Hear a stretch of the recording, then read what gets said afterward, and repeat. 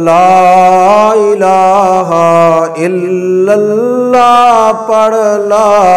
الہ الا اللہ۔ اور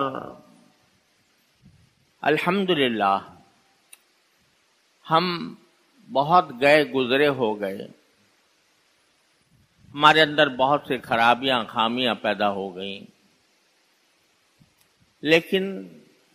جو شخص کلمہ لا الہ الا اللہ محمد الرسول اللہ پڑھتا ہے،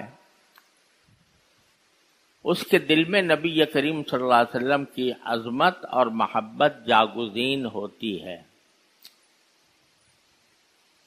چاہے وہ عملی زندگی میں کتنا ہی دین سے دور ہو، لیکن جب سرکار دو عالم صلی اللہ علیہ وسلم کا ذکر آتا ہے یا آپ کی محبت کا معاملہ آتا ہے تو اس میں کوئی مسلمان پیچھے نہیں رہتا،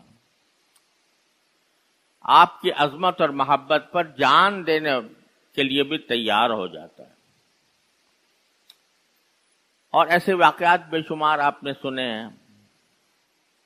کہ کس طرح لوگوں نے سرکار دو عالم صلی اللہ علیہ وسلم کی محبت پر، آپ کے عشق پر، آپ کی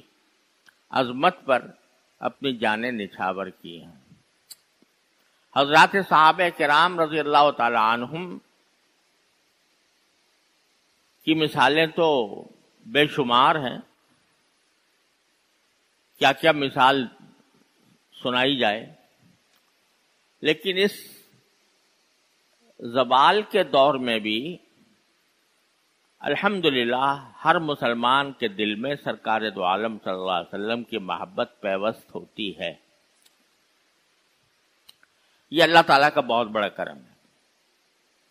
نہ صرف یہ کہ محبت پیوست ہوتی ہے، بلکہ اسے انسان جزو ایمان سمجھتا ہے،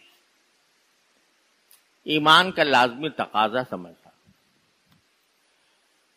اللہ تعالیٰ کا فضل و کرم ہے کہ اس حد تک مسلمانوں میں سرکار دو عالم صلی اللہ علیہ وسلم کی محبت موجود ہے۔ کوئی شخص